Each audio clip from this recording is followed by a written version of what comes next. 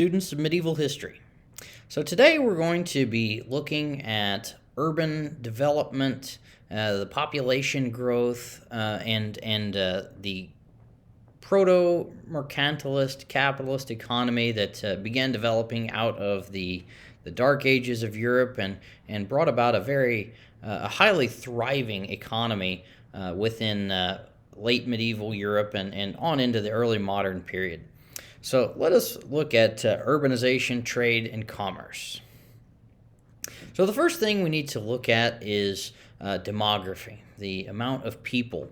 What's going on in Europe? So there was a beginning around the year 1000, maybe 1050, a climate transformation that began that we call this kind of a warming period, and then there was a slowing of this period and a decline in Europe's temperatures after that time period. So during this time of climate change, of warming climate, agricultural production went up, and therefore population went up dramatically from the year 1000 to about 1350 with the advent of the Black Death, and really starting in the 1300s, we began to see a swing in the climate, and this brought about famines and plagues because of the malnutrition caused by the inability of populations to get enough to eat. So therefore, we see this dramatic increase and decrease of populations based upon some climate change. And here you can see the populations that at their height right about before the year 1300, when we began to see a climate change, and with this the advent of crop failures, famines, and then of course the Black Death, the Great Dying, where 50% to 70% of the population of the entire old world died within the course of 10 years or thereabouts, 5 to 10 years. So this is a dramatic demographic shift, but for the purposes of this lecture, we would just really want to look at the incline, and we want to notice the trends that come about with the continuous increase of human populations.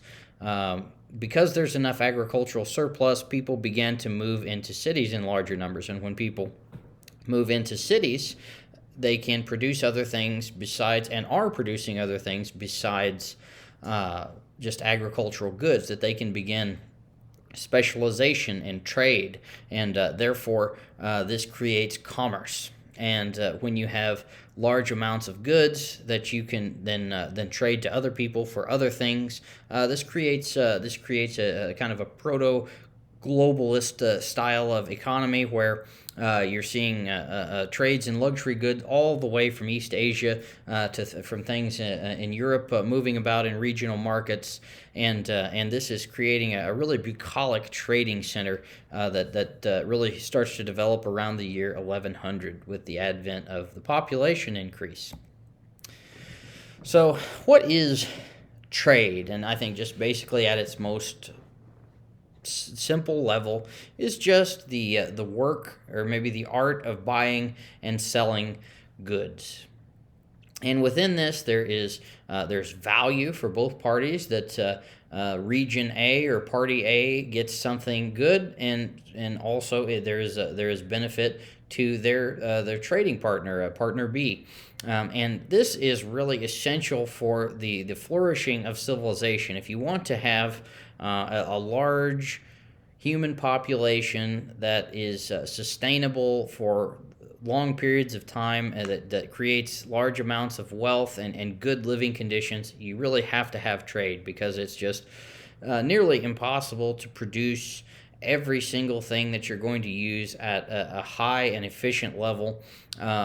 It's much easier. You will be better at doing certain things, and other regions and places and people are going to be better at producing other stuff. They can just do it more efficiently.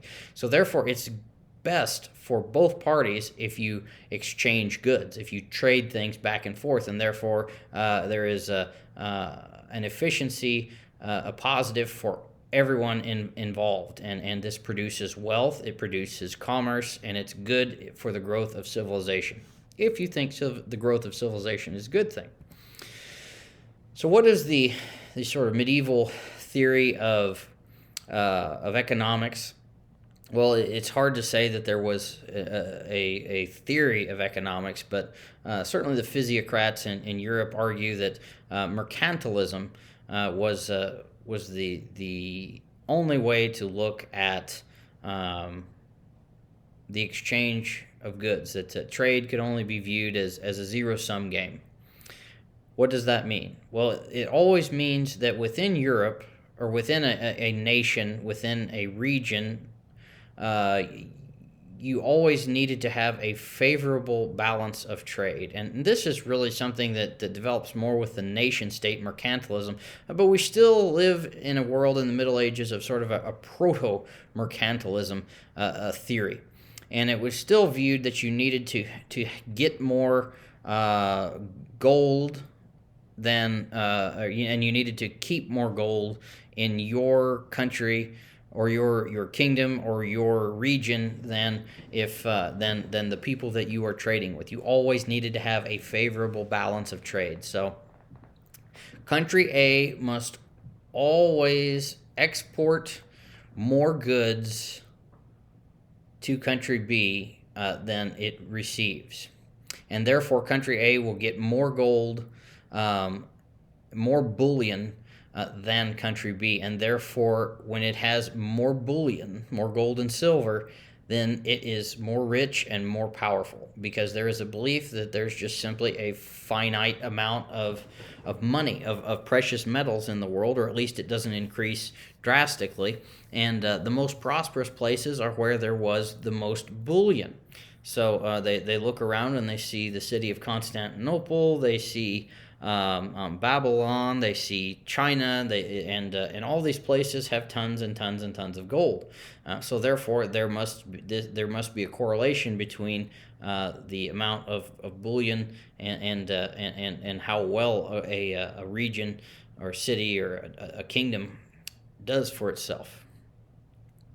And later economic theories will, of course, suggest and prove that economics is not a zero-sum game, that the mercantilist theory of always needing to have more gold than the other guy is not necessarily true, that this is just not how economics works, at least within a modern theory. But pre-modern medieval people believed you always needed to have more gold in order to be rich, and to have a good economic system, a favorable economic system.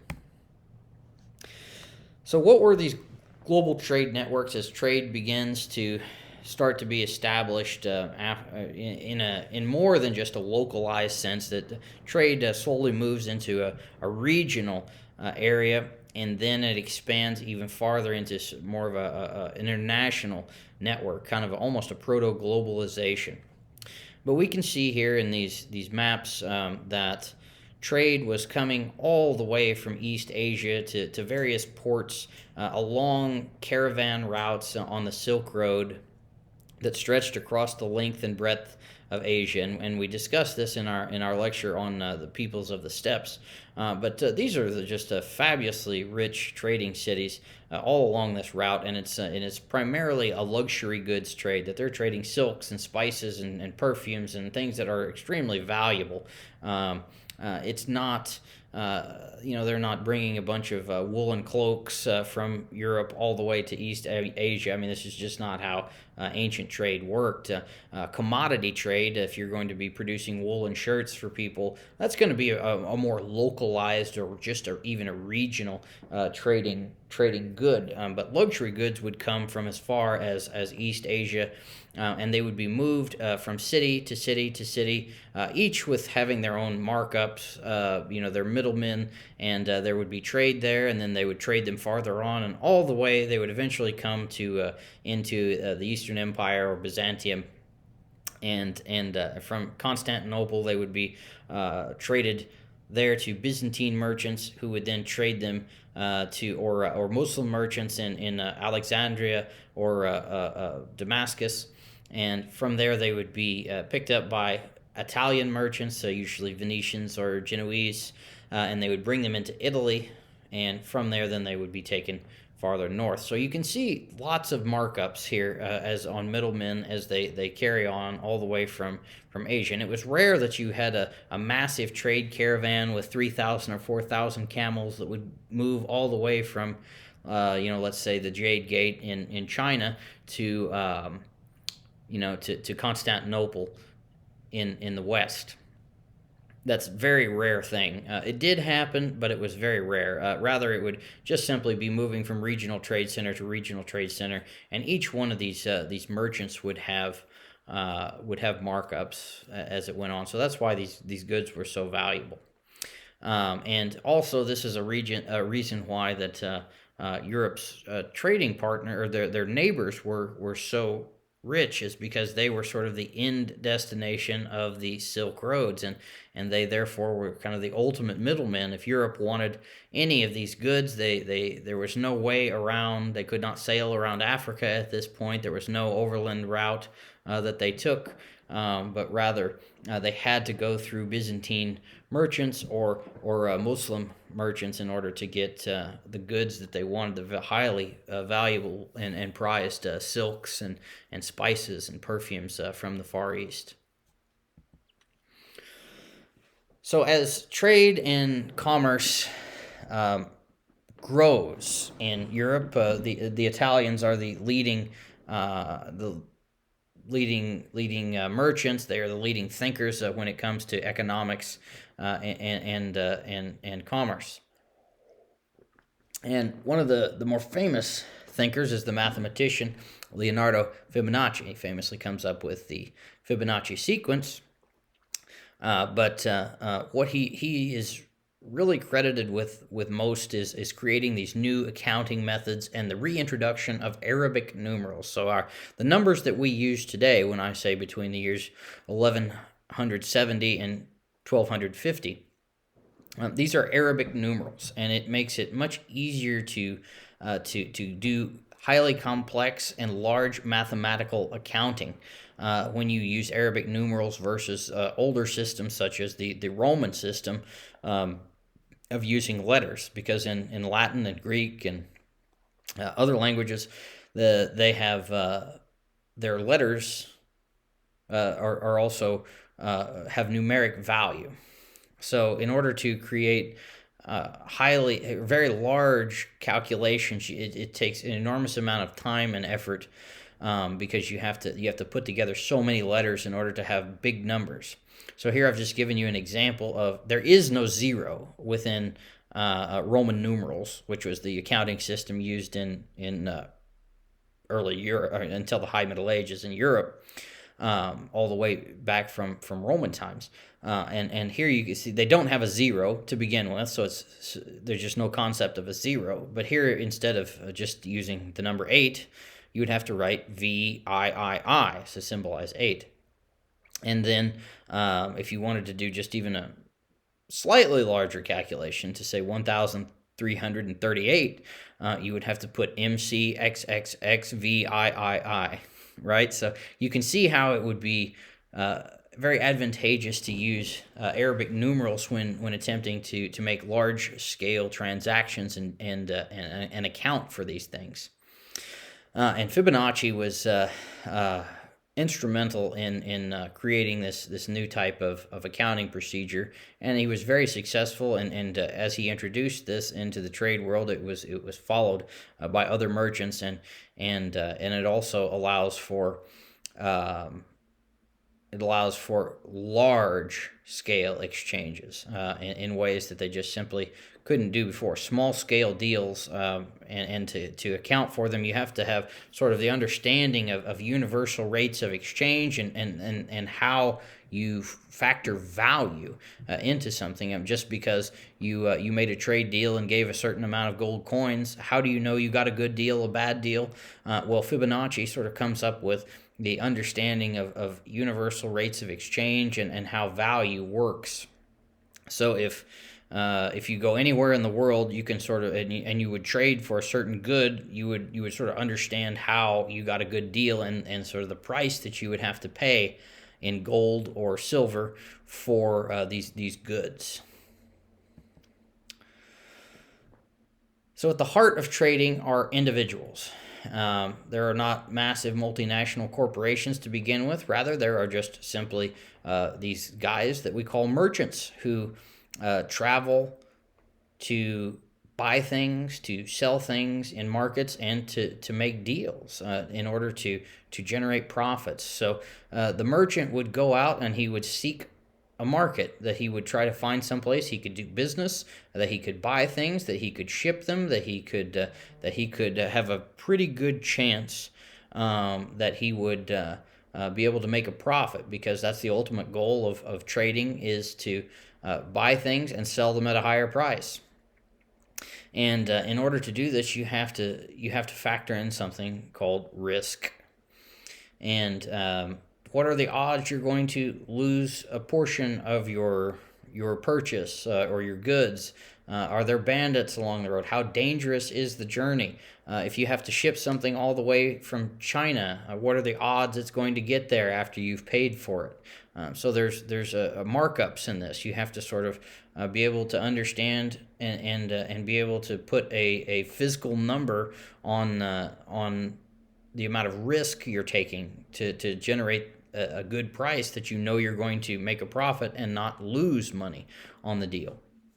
And then, of course, you have to be able to make the deal. So if you're traveling from Italy to Byzantium, you'll have to have a shipping, a means of shipping. You'll have to be able to speak the language. You'll have to be able to schmooze with Byzantine merchants and be accepted into their circles and be able to talk business with these people. So it's very hard. It's a very hard thing to be a merchant and to do a good job as a merchant, and it's risky and it's a difficult job, but when done well, it is very good for one's profits. And one of the more famous merchants, if we can believe his own accounts, is that of Marco Polo, who was the Venetian who traveled all the way from his hometown in Italy to be a member of the court of the great Khan, Kublai Khan, in Khan Balak, all the way in East Asia, present-day Beijing. And Marco Polo says within his travel, as he went all over in Eastern Europe, Eastern Asia, and there he encounters many interesting cultures. He describes things that are happening, but ultimately he tells us about the flourishing trade routes that go all along the Silk Road and the Pax Mongolica, really this period that one could walk in 100 days from Italy to East Asia and completely unmolested because of the protection of the great Khans. So this is highly advantageous for trade in the High Middle Ages, as the Mongolian conquests of Central Europe and or not Central Europe, but Central Asia. I'm sorry. As well as much of the ancient world. It ensures that there is a peaceful relations, and many of the Asiatic steppe people are pacified through this, and it allows trade to flourish among the regions that were conquered by the Mongols. So, at the basis of trade, we need merchants, but we also have to have markets. And when I say markets, this isn't the futures on oil or something in our modern sense, but I mean literal places to do business. Because in the ancient world, you couldn't make a phone call. You had to actually show up and do business. There's no such thing as a Zoom meeting. When you wanted to do business with the Byzantines, well, you showed up in Byzantium to do business with the Byzantines. And therefore, you have to develop these places where merchants can turn up, and usually these are pretty wealthy guys, and they want to have a nice place, a safe place, a clean place, a place with food and places to sleep, and somewhere to store their goods that they buy and sell, because they're going to bring things with them. They've got to have safe warehouses and trustworthy people to take care of their goods. So therefore, you have to create markets, which are just simply safe places to do business, exchange goods, and for merchants to stay when they make deals. And ideally, there would be fairly low tolls and taxes, and it would be a centrally located place on a prominent trade route, which is why Constantinople is such a thriving city. It's perfectly located between the Black Sea and the Mediterranean, and you can't avoid it under any circumstance if you want to do business in this region. You have to go through the Bosphorus, and so therefore this city is the ultimate central point for trade in the ancient world. You also need something that is really at the heart of making a deal, and that is money. So we see in Europe the development of coinage. Unlike our present money, which is just utterly worthless piece of paper, the only reason it has value is because we say it has value. In the ancient world, the coinage was actually, of course, made of precious metal. They were on a gold standard to a different degree than we were. And they would have official mints that would produce the money of each town or nation, or really not a nation, kingdom. And as we see more commerce coming, I think one thing you can definitely see is the change of coins that you see from a copper coin to a silver coin to finally the gold florian by the year 1250, around 1250. Why is this important? Well, it shows that the exchanges are becoming more and more valuable.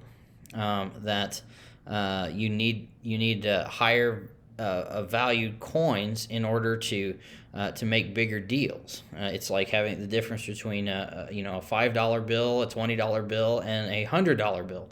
That the bronze would be the 5, the silver the 20, and the gold the $100 bill.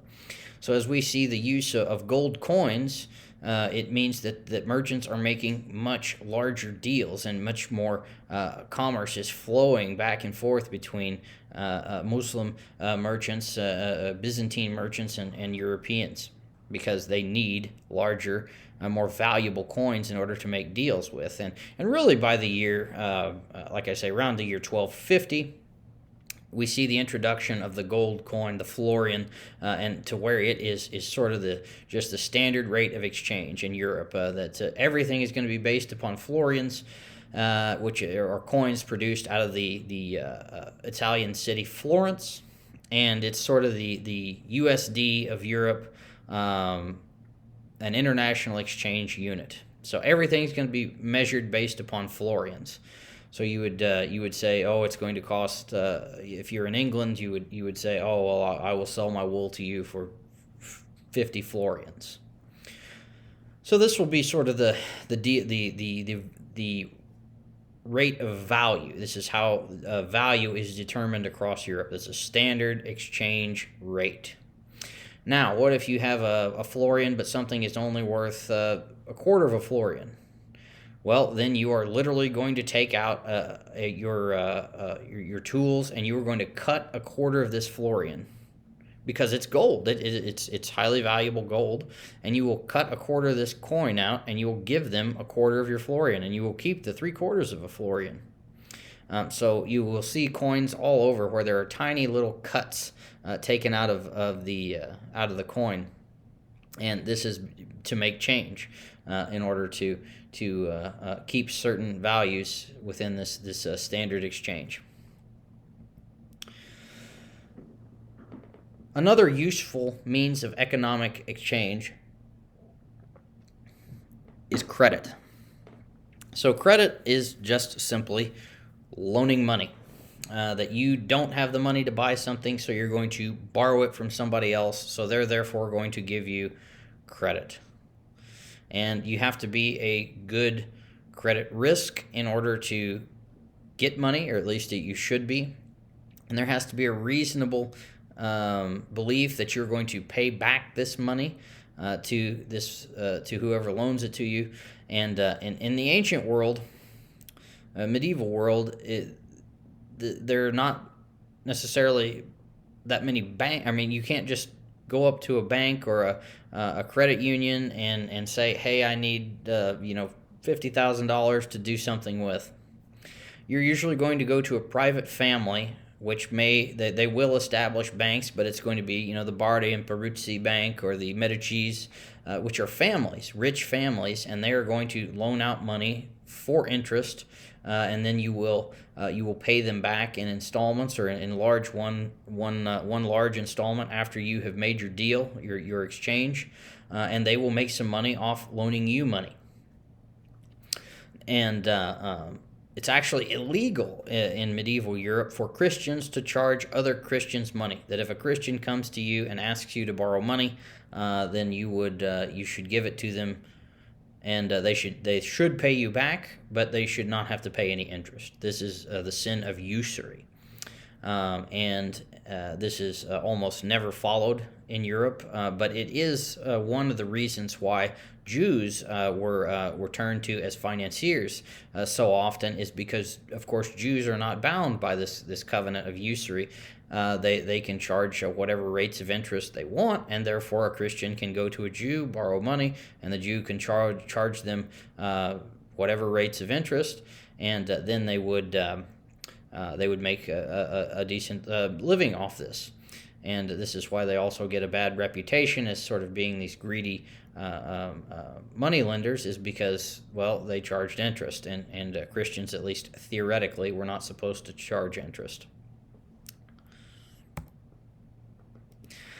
There's also the art of speculation, which this is considered evil in medieval Europe, because it is at once to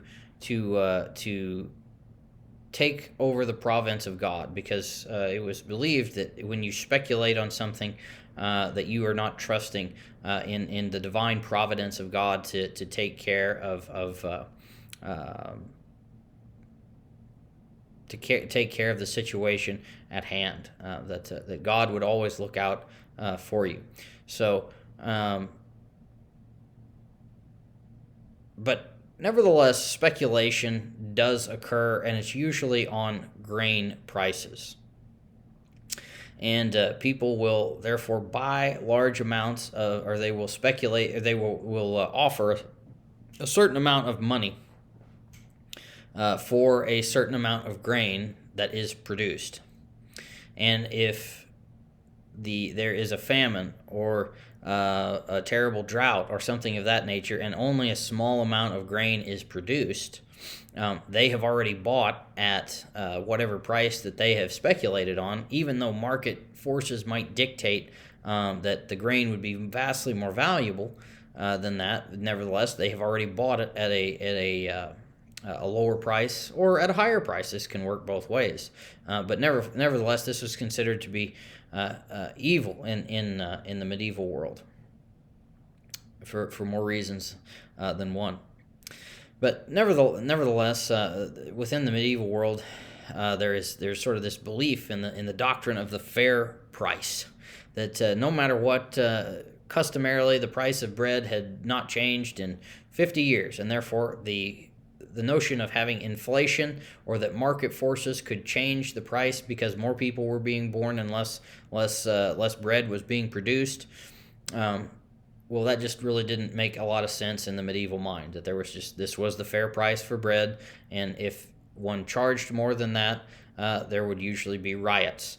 And even in England, that there's an effort called the Assize of Ale, and it was an attempt to regulate the prices, that it would be kept at a certain level, and market forces could not shift that. It didn't matter what the market did. You could never charge more than this for bread, and you could never charge more than a certain number for ale.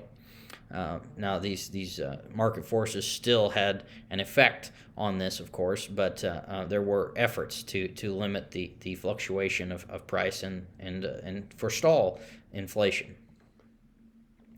We also see the development of banking. Now, as I said, usually banking began with simply a wealthy family that loaned out money for some interest, which was illegal, but people did look the other way. And it really didn't matter. It was kind of an unenforceable thing to a large degree because people needed to borrow money. And you're just simply not going to be able to loan out all your money, and because some people are not going to pay you out, so therefore you have to charge interest in order to ensure the viability of your loaning practice, and eventually it was kind of deemed that you could charge a certain rate of interest, but very low rates of interest if to other Christians. And again, the Jews were not bound by this, so they didn't have to kind of do this. And various loans, that there could be offered at higher interest rates, and it's quite complex thing. But just simply to say that Christians did charge interest for their loans, and it was not always something where they loaned for free. And there's this thing called the C loan, which is as a Christian, you could charge another Christian a very high rate of interest for something that they believe to be very risky, a very risky investment. So you could get a loan, but you had to pay a very high interest rate if you were considered a risky investment. There were also with the advent of banking, there comes notes of credit. So instead of having to pack 100,000 florins to Constantinople, you could just simply go into the Bardi Bank in Florence, and you could deposit your 100,000 gold florins. They would give you a note of credit, and you would take your note, and it would be in code that only a Bardi Bank could translate, and you would present that to the bank there in Constantinople, and they would give you your 100,000 florins in order to do business in Constantinople. And there were other Bardi branches in other cities throughout Europe, so this makes it very easy to do business, and therefore you don't have to worry about being robbed and losing all your gold on the road to Byzantium. There's also, within this, you could write a check. You could get a note of exchange, a bill of exchange, that you would say, we make a deal for 50,000 florins, and I'm going to write over here in that, I have sold this amount of goods, and that the Bardi Bank should credit this other merchant 50,000 florins for our exchange.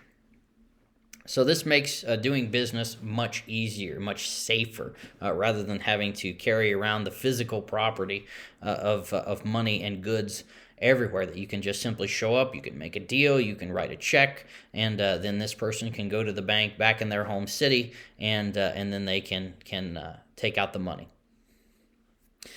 So really, all these banks, they began to appear for the first time, and maybe slightly before, but around the year 1100, especially in Venice, because the Venetians were the great traveling merchants and had the best deals with the Byzantines and the Muslims in the East. And of course, the Crusades are encourage as well as push the development of banking, as many Europeans were traveling back and forth between the Holy Land and the lands in the East. So therefore, banking begins to develop rapidly on account of this, due to the great necessity of needing to have safe ways to get money back and forth between the East and West. And the Knights Templar actually were the first banking institution international banking institution in Europe, and they developed a very complex system, a very good system of banking in order for people to be able to make a pilgrimage to Jerusalem in the Holy Land. We also see the growth of trade fairs, along with permanent markets, such as you would find in Constantinople or Venice. In Northern Europe, we see the development around the year 1000, maybe even slightly before that, of these great trade fairs in the region of Champagne. And these are temporary markets, and they would be just held for a short time. That groups of merchants would come, and the king would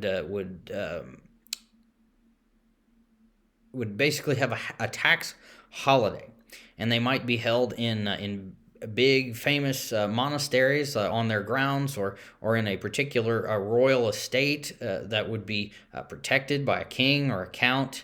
And these Italians would come north to meet with the French and the Dutch and the English and whoever might all show up to these very large trade fairs. And there would be carnival, and they would have a great time and drink and enjoy and eat, and they would exchange goods, and then they would go back to their home regions, and they would close up shop, and the trade fair would just simply be gone. But this is one this develops. Of course, some of these places develop into cities, which are become permanent markets. But nevertheless, these temporary markets existed and really promoted commerce in the earliest times in the high medieval ages. So market towns are, as I say, they developed from temporary markets, but rather than having one of these temporary areas that just sort of shows up and they pack up shop and they leave, it becomes easier to have permanent places of exchange.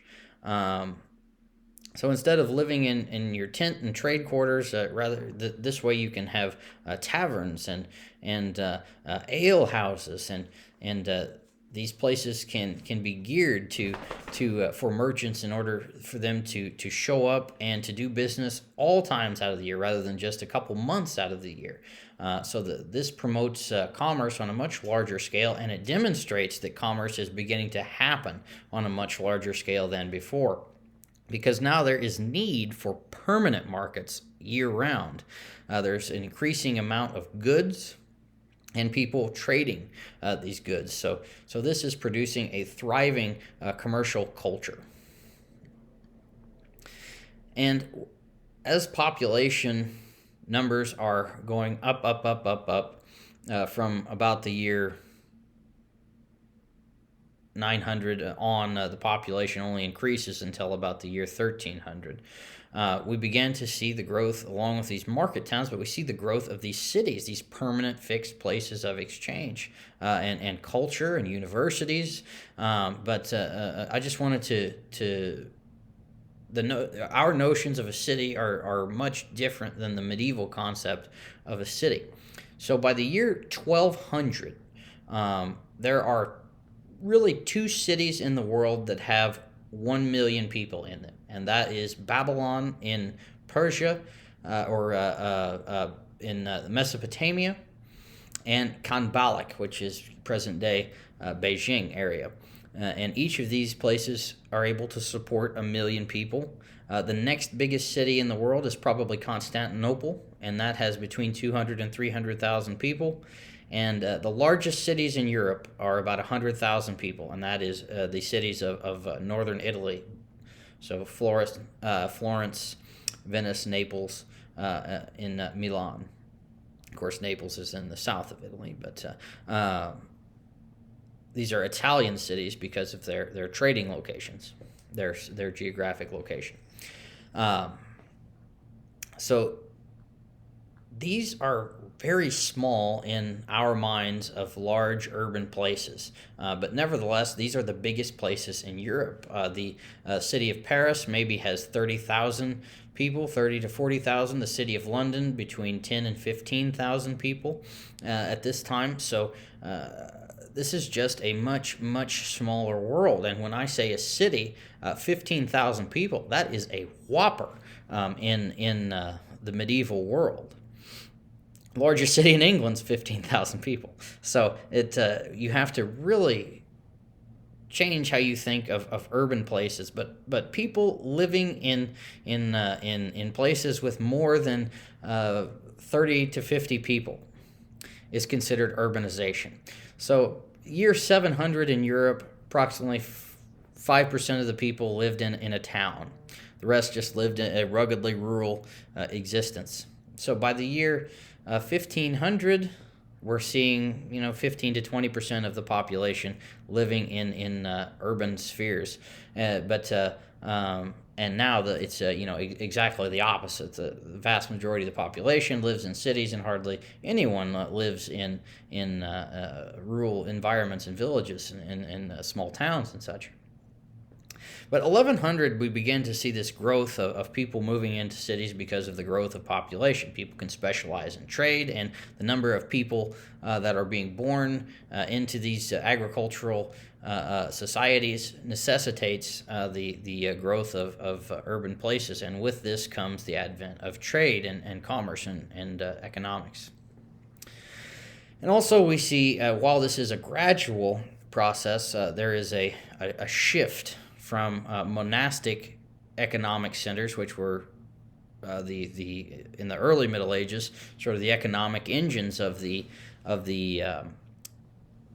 Europe and beyond. But there's a shift from these monasteries, these very large monasteries, to cities. That cities become sort of the population centers and the economic engines of the high Middle Ages and late Middle Ages.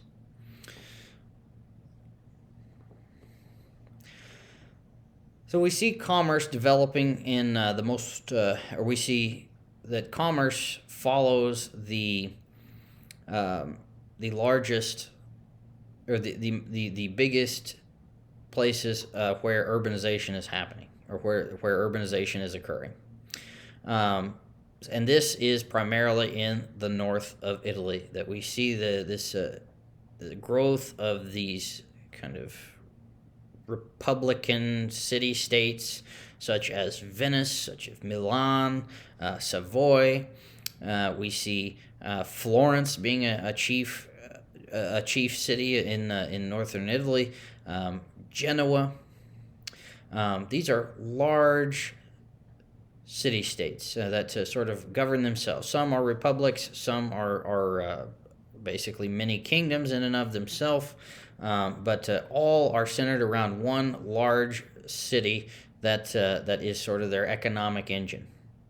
And from this, they are traders. They are primarily engaged in the they have production of some things, but they are primarily engaged in trade. And that because of their geographic position in the world, they have a very favorable geographic position that they can then go and trade with Byzantine merchants and Muslim merchants right on the end of the Silk Road, and then they can take these goods up into northern Europe to these trade fairs and growing cities, monasteries, wherever that might be. But they are really the origin of trade in Europe. It all begins in northern Italy. So they are the middlemen, and that's why they are able to have the growth of their towns, and why they're able to be one of the richest regions in Europe until sort of the advent of discovery of the New World and around the year 1500.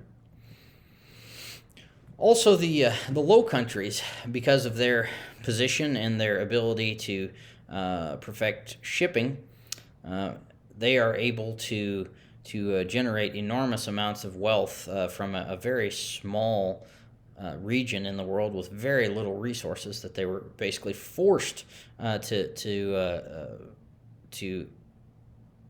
invent ways of developing commerce. And one of those was they were very gifted shippers and mariners, and they were able to produce a lot of wool, and then they were able to produce high quality wools, and they were able to then ship them safely and cheaply, and a lot of people used them as shippers, so therefore they were able to generate large amounts of wealth because of their maritime success and as a market in Europe. And therefore they're able to build these great and huge cities in a region that has almost no natural resources. There were also German merchants from the Holy Roman Empire. They're called the Hansi. And this is just simply a group of merchants that come together, and they're able to kind of found this Hanseatic League, and they were able to create massive trading networks throughout the north of Europe into the Baltic, all the way from the cities of Russia, from Kiev, which is present-day Moscow, to these northern Russian cities, all the way into England. They actually get an extremely favorable trade deal with England. And Henry II gives them the keys to the kingdom there, and they don't have to pay any kind of excise duties to the kings of England for their trading rights there, for certain lucrative grants that they gave the king, and because of that, they were able to be highly successful in their trading endeavors and become very rich.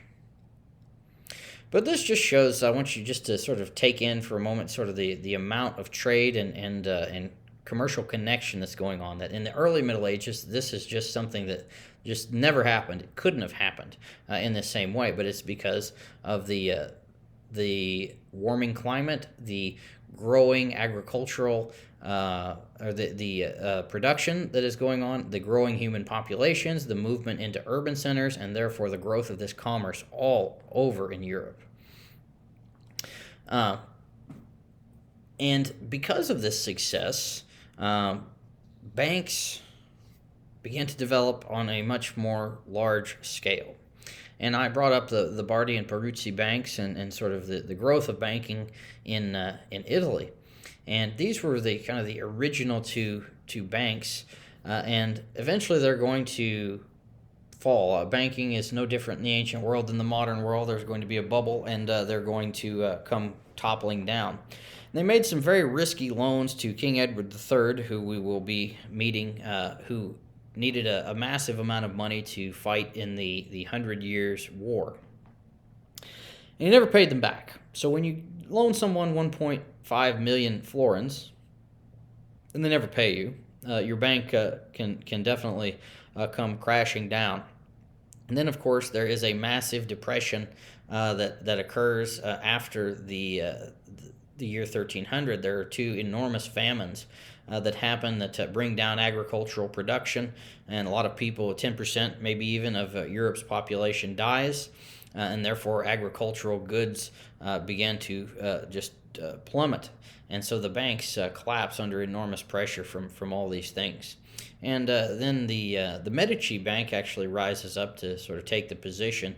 These are the Florentine family, and they or the Medici are the chief family of Florence, I should say, and they are able to sort of create this enormously powerful banking cabal that where they became the Pope's bankers, and they just made so much money that they were able to, in the wake of the Black Death, that they were able to build the most lavish palaces in Florence and these just incredible gardens, and especially under Lorenzo the Magnificent, that they just transformed Florence from a city of brick to one of marble under their leadership,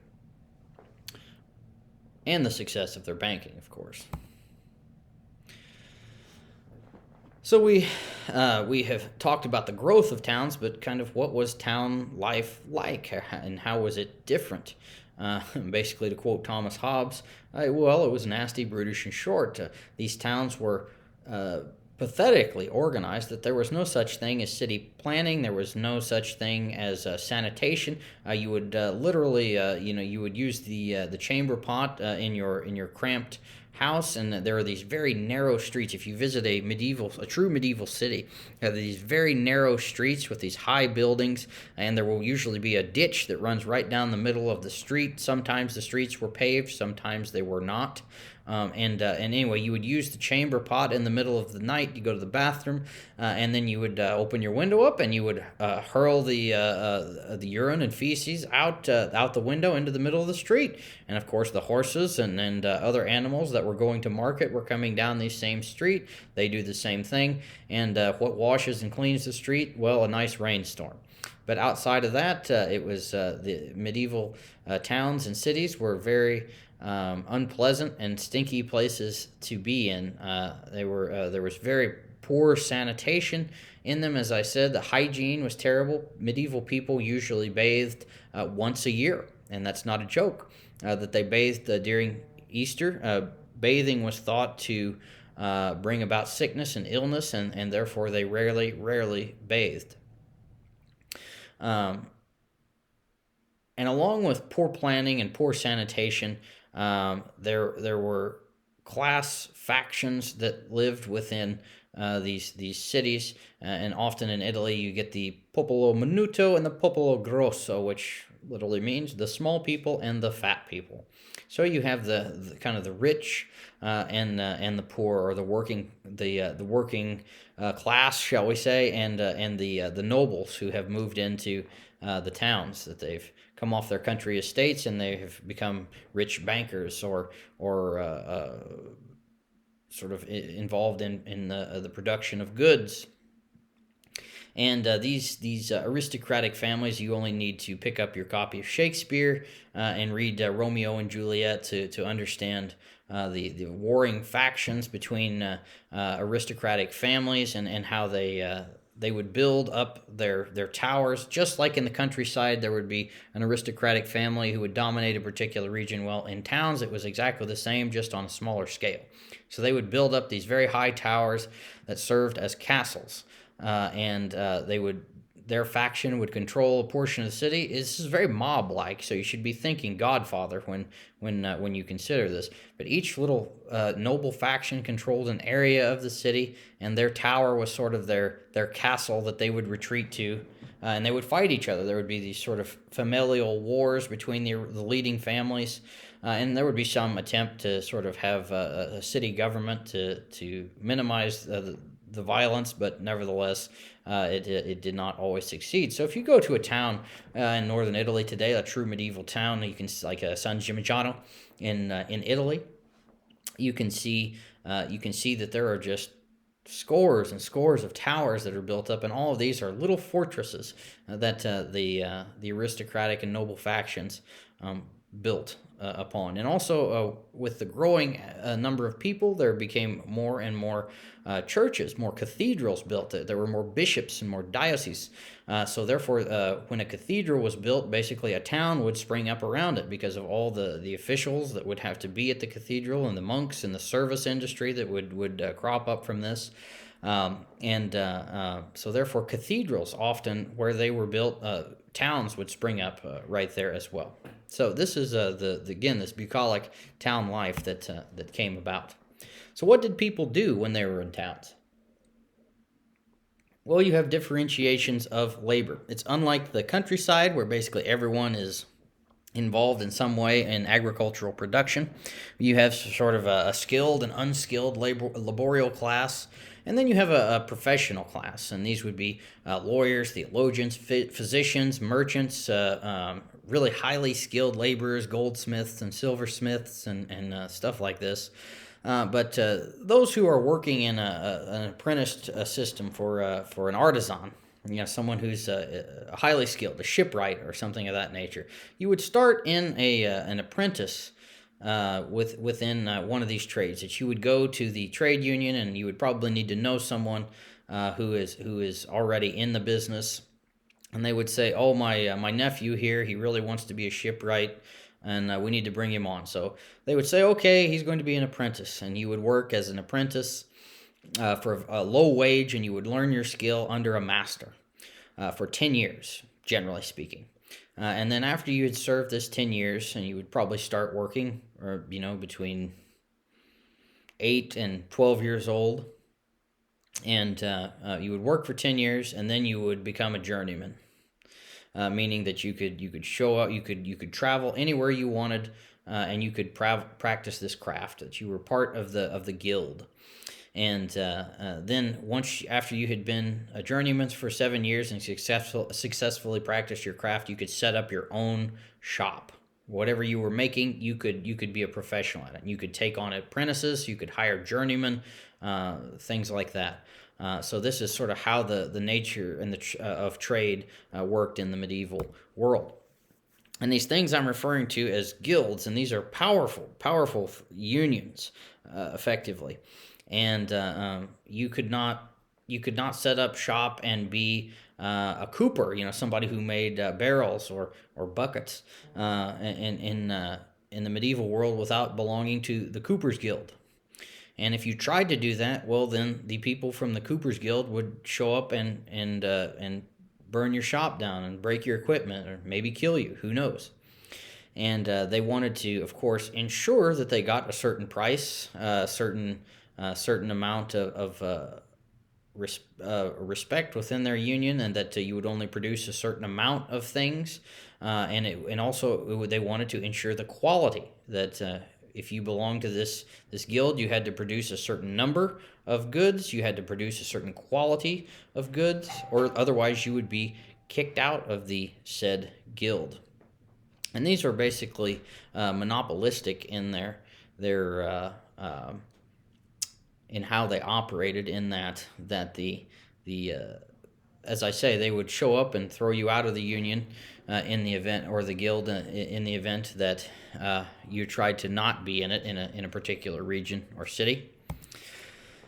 There also developed within this guild system and trade system something called confraternities, and these are groups, specifically religious groups, that came together, and they would be dedicated to a particular saint, and that would help and get divine blessing for their particular practice and the members of their guild.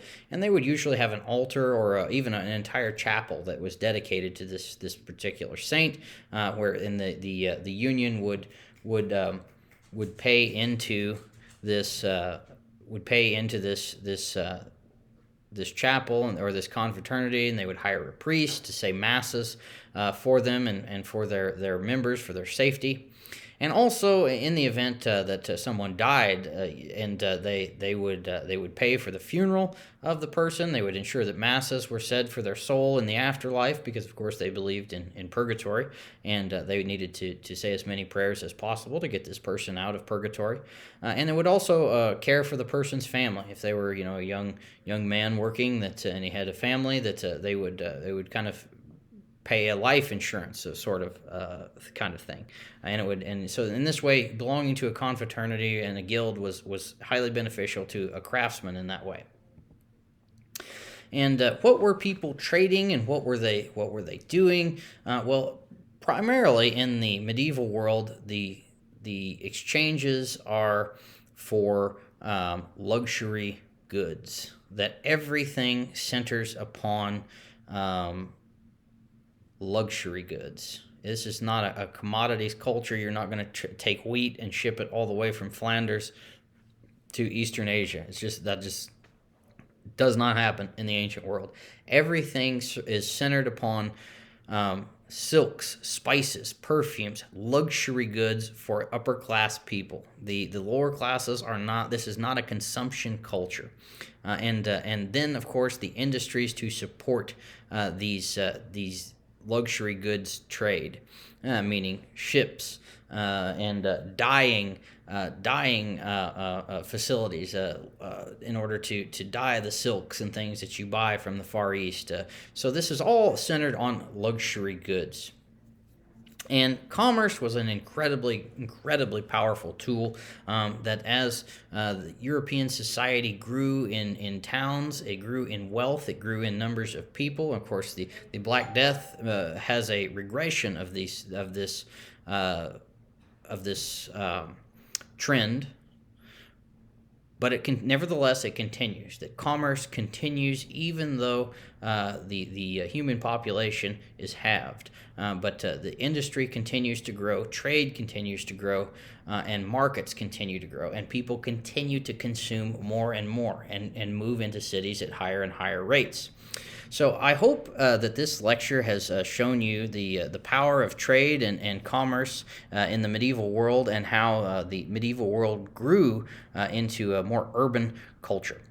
So until next time, thanks for watching. Stay healthy, wealthy, and wise.